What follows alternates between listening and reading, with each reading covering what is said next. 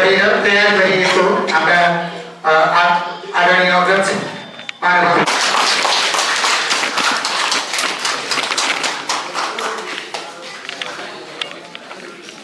लागि तपाईँको नाम ठेगाना र तपाईँको रचनालाई सूचीबद्ध गर्नको लागि हाम्रो राजलाई बस्नु भएको छ। यहाँनिर तपाईँ चिपाइनको लागि पनि म यहाँमा अनुरोध गर्दछु। हाम्रा अतिथिहरू आउने क्रम जारी रहेको छ।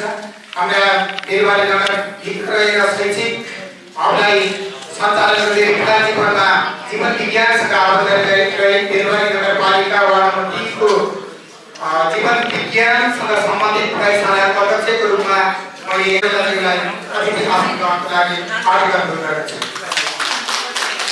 त्यसैगरी फेरि हामीसँग भाषी सङ्घ संस्थाबाट अध्यक्ष वा प्रतिनिधि आउनुभएको भए सबै अङ्गहरूलाई पढ्न सकिएन।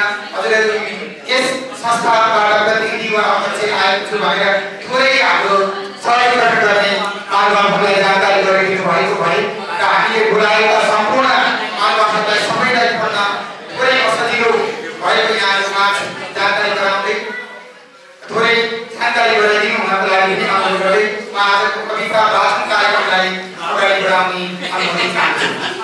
प्रस्तुत गर्न गइरहेको छु। म जातमा गुरु भए पनि मलाई भाषा आउँदैन, तैपनि बहु भाषा हाम्रो भाषाको संस्कृति जोड्ने हिसाबले मैले यो कविता यहाँ वाचन गर्न गइरहेको छु।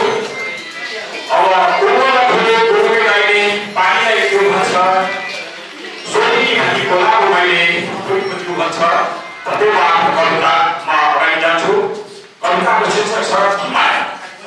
स्वयंसारीपछि घमण्डपछि निकै प्रकाश पश्चिमले मै मायालाई सुक्यो आँखा प्रबल मै चलाई बेली माया मम नक्षत्रपछि कर्तव्यपछि सधैँमा आगमै पश्चिमले मै प्रखर सैको वा धर्म प्रबल मै चलाई बेली माया मम विनाशीपछि जीवनशैली विदेशी कर्मलोपछि अकर्मले पश्चिमले मै सयर चोर दिव अचैली तर पनि मै चलाई बेली माया मम अगाडेपछि के खोइ भला परेसी जीवनले प्यार धरजेली पश्चिमले मै खोल्यो प्रेम एउटी दिव तर पनि मै चलाई बेली माया मम।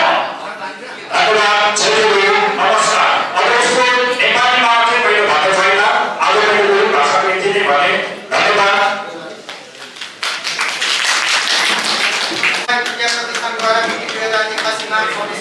नगरपालिकाको सभामा आए बहुभाषिक गोष्ठी तथा प्रति